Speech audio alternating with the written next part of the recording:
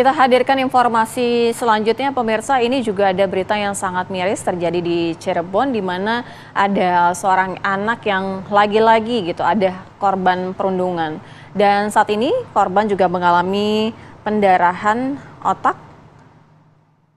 Diduga menjadi korban perundungan seorang siswa kelas 4 Madrasah Ibtidaiyah Madinah Tunajah, Kota Cirebon, Jawa Barat mengalami pembekuan darah di bagian otaknya. Ya, sang anak yang bernama Rafah ini pemirsa sejatinya memang merupakan seorang siswa kelas 4 Madrasah Ibtidaiyah Madinah Tunajah di Kota Cirebon, Jawa Barat. Dugaannya ini menjadi korban perundungan dan dicekoki obat keras hingga kemudian berujung terjadinya pembekuan darah di bagian kepala. Ironisnya pelaku ini total ada 8 orang merupakan kakak kelasnya yang sudah duduk di bangku MTS di lingkungan yayasan yang sama. Orang tua ini sempat menyadari ada hal yang berbeda dan juga sang anak ini mendapatkan aksi perundungan tersebut saat korban tiba di rumah dalam kondisi tak berdaya. Korban bahkan juga sempat terlihat terganggu jiwanya dan juga kerap berbicara sendiri. Sementara itu pihak orang tua sudah membawanya ke rumah sakit dan orang tua korban memang hingga saat ini belum bisa mengetahui apa penyebab dari vonis dokter yang menyatakan sang anak menderita pembekuan darah di bagian kepala.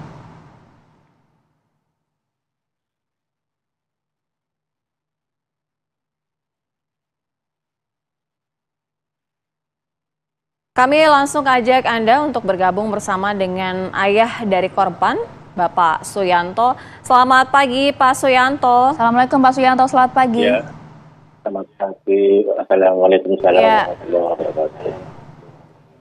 Pak Suyanto, kita turut prihatin apa yang menimpa kepada anak Bapak, tapi mungkin Bapak bisa menceritakan awal kejadian itu sebenarnya seperti apa sampai anak Bapak ini bisa dipukuli 8 siswa kakak kelasnya itu. Dan juga dicekoki oleh obat keras itu betul, Pak? Silakan, Pak. Ya, sampai saat ini pun saya belum mengetahui itu obat apa, saya juga sampai saat ini belum dokter. Kalau dokter udah mengetahui itu karena memang obat, cuman belum tahu obatnya apa. Kemarin waktu dia bisa di rumah sakit itu ada pembekuan darah kepala. Jadi iya, pada saat itu tengah bermain atau bagaimana Pak bersama teman-temannya? Oh enggak, ini lagi hari jam sekolah istirahat. Saya main pulang ke rumah, kan rumahnya dekat. Pulang ke rumah disuruh sama temennya beli es. Nah, dia ngantar esnya ke anak yang disuruh ini, langsung dia pulang ke rumah, berangkat lagi dia minum es, terus berangkat lagi ke kelas. Pas jam 11:30 itu anak sudah nggak mau ngalin orang tua. Ayahnya dibilangnya siapa orang itu cari. Ibunya aja nggak kenal sama ibunya. Sampai 24 jam itu nggak kenalin kedua orang tuanya. Kan saya lihatnya dari CCTV, nggak 100% aja harus nungguin anak di sekolah. Gitu. Ya, sampai. Oke. Iya. Ya, Pak Suyanto, tadi Anda sempat sampaikan. Iya, Anda sempat sampaikan bahwa bahkan hingga tidak mengenali kedua orang tuanya. Apakah ini baru pertama kali terjadi dan juga baru orang tua sadari atau seperti apa, Pak? Baru pertama kali ini. Makanya saya juga apa ini kena minuman apa kena. Tapi kalau minuman mungkin mulutnya udah kecium, udah bau. Tapi setelah diperiksa ke dokter, nyatanya itu memang bukan minuman, dari obat keras.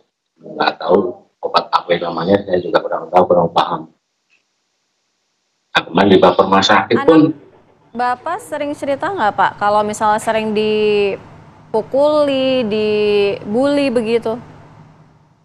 Kalau dipukul ya pernah cerita, tapi sebelum kejadian kemarin tuh dipukul dulu sama anak-anak kakak kelasnya. Cuman pukulnya pun dia ngeluhnya kepalanya sakit gitu aja. Cuma saya nggak tahu itu penyebabnya dari siapa gitu. Ternyata ada yang mukul.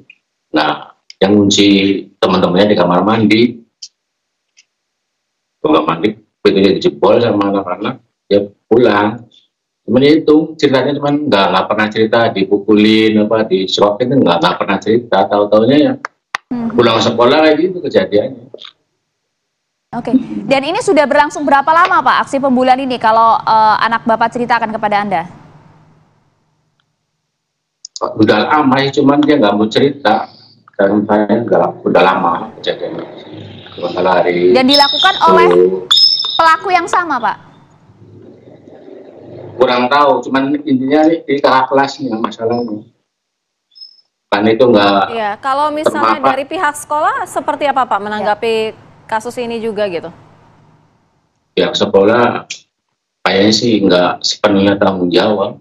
Kemarin aja dimintain uang penggantian berobat ke rumah sakit pun dia enggak respon apa-apa, cuman bisanya cuma membantu ala kadarnya. Sedangkan saya kan mengeluarkan uang itu bukan nggak ini, cuman saya mau minjem sama tetangga sama apa itu dimintain sepenuhnya aja nggak mau, ya santai.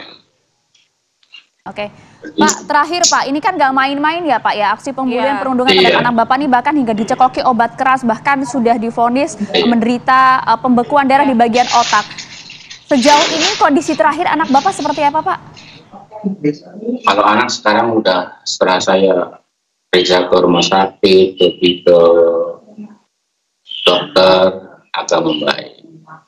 Kemarin pun dari perlindungan anak di Jakarta, Ibu Vivi, kemarin kesini datang. Ini anak cerdas, baik, pun ada aja yang nakal. Anak sih udah baik sekarang, udah mendingan, bisa diajak ngobrol, bisa komunikasi. Cuman kalau masuk sekolah masih takut. Pasti ya, karena itu pasti membekas menjadi trauma ya. Betul. Bapak akan, keluarga Bapak akan membawa hal ini kepada ranah hukum, Pak? Oh iya, harus saya.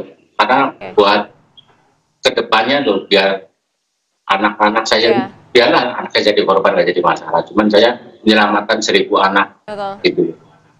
Biar nggak terulang lagi terjadi seperti ini anak saya. Gitu. Ada rencana juga Pak, anak Bapak akan dipindahkan dari sekolah Pak? Ya sampai saat ini sih belum ada, karena belum ada biayanya. Nggak tahu akan itu depannya. Ya, kita juga berharap semoga sekolah ini melakukan tindakan tegas ya terhadap kasus-kasus perundungan seperti ini, harus diawasi lebih lanjut lagi. Pak Suyanto, terima kasih sudah bergabung bersama kami. Terima kasih banyak Pak Suyanto. Sekali lagi juga mendoakan semoga anak Bapak segera membaik, lekas sehat seperti semula sedia kala. Amin.